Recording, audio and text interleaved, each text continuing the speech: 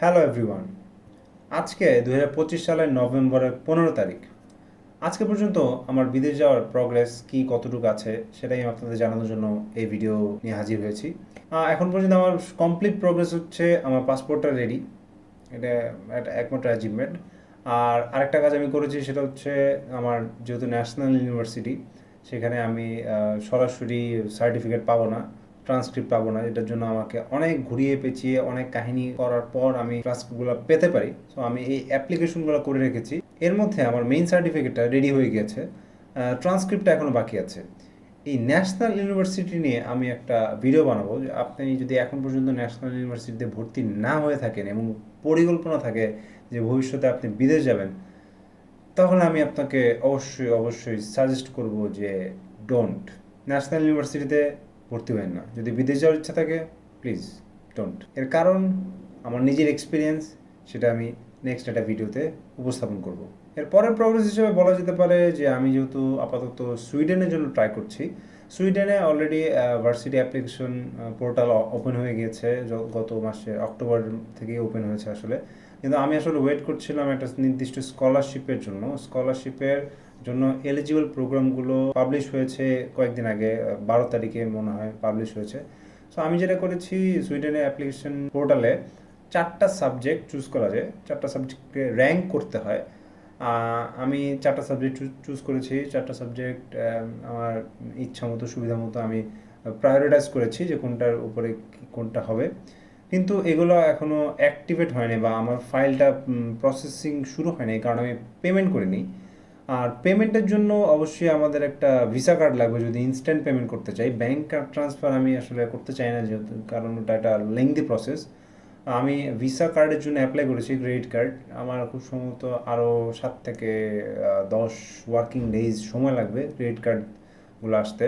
একটা কথা বলে রাখি, আমি যে ব্যাংকে অ্যাপ্লাই করেছি সেই ব্যাংকে সরাসরি ভিসা কার্ড দেয় না। তো আমাকে এই জন্য একটা আমেরিকান এক্সপ্রেস কার্ড অর্ডার করতে হয়েছে এবং তার পাশাপাশি আর একটা ভিসা কার্ড অ্যাপ্লাই করতে হয়েছে। সুইডেনে অ্যাপ্লিকেশন ফি দিতে আপনাকে একটা ভিসা কার্ডের প্রয়োজন হবে, এজন্য আমি একটা ভিসা কার্ড অর্ডার করেছি আসলে। এখন সুইডেনের অ্যাপ্লিকেশন প্রসেসটা নিয়ে যদি একটু সংক্ষেপে বলি, অনেকগুলো ইউনিভার্সিটি আছে, বিভিন্ন শহর, বিভিন্ন জায়গায় অনেক ইউনিভার্সিটি, এগুলোর মাঝখানে অনেকগুলো সাবজেক্ট থাকে। তো এখান থেকে আপনাকে চুজ করে নিতে হবে যে আসলে আপনি কোন সাবজেক্টের জন্য পড়তে চাচ্ছেন। যেমন আমার ব্যাকগ্রাউন্ড হচ্ছে কম্পিউটার সায়েন্স, তো আমি কম্পিউটার সায়েন্স থেকে যদি পড়তে চাই তাহলে আমাকে পড়তে হবে এই রিলেটেড সাবজেক্টগুলোতেই। আর আমার ব্যক্তিগতভাবে ইচ্ছা হচ্ছে আর্টিফিশিয়াল ইন্টেলিজেন্স বা মেশিন লার্নিং নিয়ে পড়াশোনা করার। তো আমি অনেক বড় একটা লিস্ট থেকে বেছে বেছে কয়েকটা সাবজেক্ট এই রিলেটেড, মেশিন লার্নিং আর আর্টিফিশিয়াল ইন্টেলিজেন্স রিলেটেড সাবজেক্টগুলো আলাদা করে সর্ট আউট করেছি। সর্ট আউট করার পরেও দেখলাম যে প্রায় আমার সর্টেড লিস্টটাও 33টা সাবজেক্টের একটা বড় লিস্ট। তো সেখান থেকে আমি কীভাবে আলাদা করেছি, আমি আলাদা করেছি হচ্ছে লোকেশনের উপর বেস করে। যেমন স্টকহোমের কথা যদি চিন্তা করি, সুইডেনের স্টকহোম হচ্ছে ওদের ক্যাপিটাল সিটি, যেখানে লিভিং কস্ট অনেক বেশি। তারপরে যদি আমি অন্যান্য শহরের কথা বলি, যেমন গথেনবার্গ, উমিয়া, এইসব শহরগুলো এক একটাতে এক এক রকম খরচ।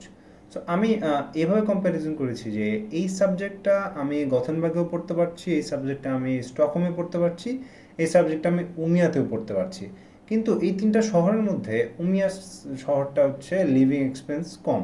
সুতরাং আমি উমিয়াতে যে সাবজেক্টটা আমি চুজ করেছিলাম সেটাকে হচ্ছে র্যাঙ্কিংয়ে প্রথমে দিয়েছি, কারণ আমার ওইটাই হচ্ছে আমার মেইন টার্গেট। আমি চাই যেন আমি ওই সাবজেক্টটাতেই পড়তে পারি, ওই ইউনিভার্সিটিতে পড়তে পারি, যেন আমার লিভিং কস্টটা কম হয়। কারণ আমি শুধু শুধু বিদেশে গিয়ে পড়তে গিয়ে স্টকহোমে আমার থাকতে হবে, যেখানে লিভিং কস্ট অনেক বেশি, এটা তো আমার প্রয়োজন নেই। আমার দরকার আমি যে সাবজেক্টটা পড়তে চাই সেই সাবজেক্টটা যেখানে পড়বো ওই জায়গার লিভিং কস্ট যেন কম হয়, যেন আমি আমার নিজের কস্টিংটা বেয়ার করতে পারি। আমি যদি স্কলারশিপ নাও পাই, যেন আমার নিজের কস্টিংটা আমি পার্ট টাইম জব অথবা দেশ থেকে নিয়ে অথবা যেমনিই পারি সেভাবে হোক ম্যানেজ করতে পারি। সো এটাই আমার মেইন টার্গেট। সো আমি এই 30টা সাবজেক্টের যে লিস্ট করেছি সেটা আমি আপনাকে, 33টা সাবজেক্ট, এটার লিঙ্কটা আমি ডিসক্রিপশন বক্সে দিয়ে রাখবো। যদি আপনাদের মেশিন লার্নিং বা এআই রিলেটেড সাবজেক্টে পড়ার ইচ্ছা থাকে, আপনি এই লিস্টটা থেকে দেখতে পারেন, তাহলে আপনাকে আর 250-300 যে বিশাল বড় লিস্ট সেটা আপনাকে আর দেখতে হবে না। অ্যাপ্লিকেশন প্রসেসটা আমার কাছে এত ভালো লেগেছে, আপনি জাস্ট কোড নাম্বারটা দিয়ে ওদের ওয়েবসাইটের সার্চ বক্সে সার্চ করবেন, সরাসরি সাবজেক্ট চলে আসবে, আপনি জাস্ট অ্যাড বাটনে ক্লিক করবেন।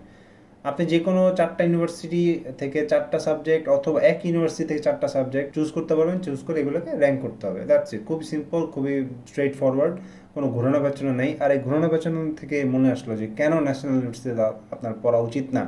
ভাই, এত বেশি ঘোরানো পেছানো নিয়ম, এত কনফিউজিং, এত ঝামেলা, আনবিলিভেবল। আমি আমার ট্রান্সক্রিপ্ট যে কয় পাবো আমার কোনো আইডিয়া নেই। আমি আপনাদেরকে একটা প্রগ্রেস বার দেখাই। এই যে এটা হচ্ছে আমার প্রগ্রেস বার, এখানে দেখতে পাচ্ছেন আপনারা। আমি 3 তারিখে হচ্ছে অ্যাপ্লিকেশন সাবমিট করে আমার 5 তারিখের মধ্যে আমার মেইন সার্টিফিকেট প্রিন্ট হয়ে যায়, কিন্তু একটা সিগনেচারের জন্য আমার এই 8 দিন, 8 দিন আমার ওয়েট করতে হয়েছে। 8 দিন পরে আমি সিগনেচার পেয়ে আমি আমার কাছে SMS এসেছে যে আমার মেইন সার্টিফিকেট রেডি হয়েছে। আর উপরে ট্রান্সক্রিপ্টের এটা যে কি হয়েছে আমি জানি না, এটা এই পেমেন্ট ডানে আটকে আছে, এরপর এখনো প্রগ্রেস নেই। আমি জানি না কি হবে। সো এখন পর্যন্ত আমার প্রগ্রেস এতটুকুই। আশা করি যদি নেক্সট টাইম আর কোনো প্রগ্রেস আমি করতে পারি, যদি পারি তাহলে অবশ্যই ভিডিও নিয়ে গেট ব্যাক করবো। ততদিন পর্যন্ত দোয়া রাখবেন, সুস্থ থাকবেন। আল্লাহ হাফেজ।